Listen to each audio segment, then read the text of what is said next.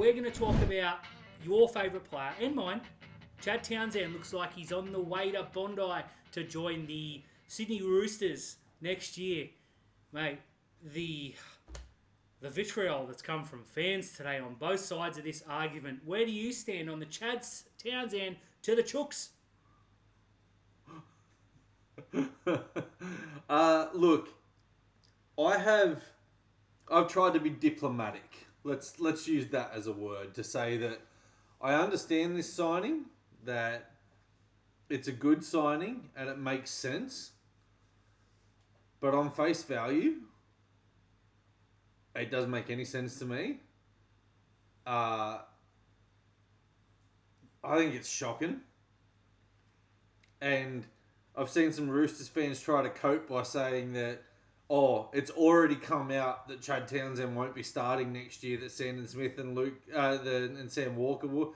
Mate, he signed half an hour later, you're tweeting, that conversation did not happen.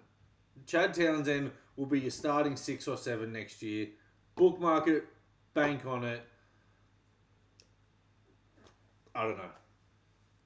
I'm going to be positive here tonight, Terry, because later we're going to record something for the Sharks that will be very negative. So I'm going to get all the goodness out of my cold, dead Cronulla Sharks support and heart right now.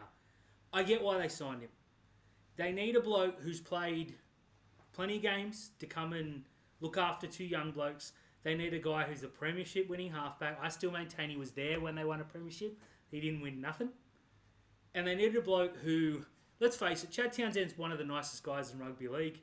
You're never ever going to see Chad got drunk or Chad's DMing people or Chad's this or Chad's that. He's the nicest guy in Rugby League. Chad Townsend will never cheat on his missus because he is punching 3 bags above where he should be.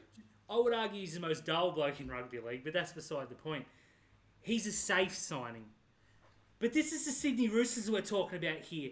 Marquee signings, and you cannot convince me that Sandon Smith and Sam Walker are anywhere near a premiership winning halves combination. You add Chad Townsend and it certainly doesn't get any better. On face value, this makes no sense at all. And the fact that Roosters fans who are used to signing cross-code superstars and are letting Manu and Suaalii leave, Ria Hargraves is on the way out, and they're trying to talk up a bloke that the Cowboys fans are actively cheering is leaving the club. They want to move him now for Tom Dearden and Jake Clifford. I danced when we let him go, and he won us a premiership. I never saw this coming. Last night, I accidentally put on NRL, whatever it was, on Monday night on Channel 9, and Gus Gould said that they talked to Chad months ago and said, look, his people initiated that, but they were happy with Toby Sexton and Drew Hutchison, which in itself is probably not the full truth, and they said, look, there's probably not a role here for you. And all the reports have come out that the Roosters have beaten the Bulldogs to sign a premiership winning halfback. I've never seen a headline that was so correct and so incorrect at the same time. Yeah, look, Chad, I love how they turn around and say that Chad Townsend is a premiership winning halfback. His 2 biggest contributions were get headbutted by Paul Gallen and get knocked out by Christian Welch. So, look, it kind of makes sense for him to come in and play the Luke Keary role, except...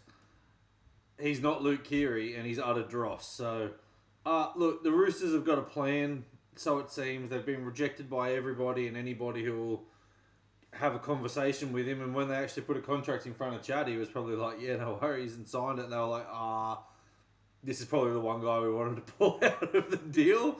But fair play to him. Fair play to him. He's got the best manager in Rugby League because he's had a career that he does not deserve.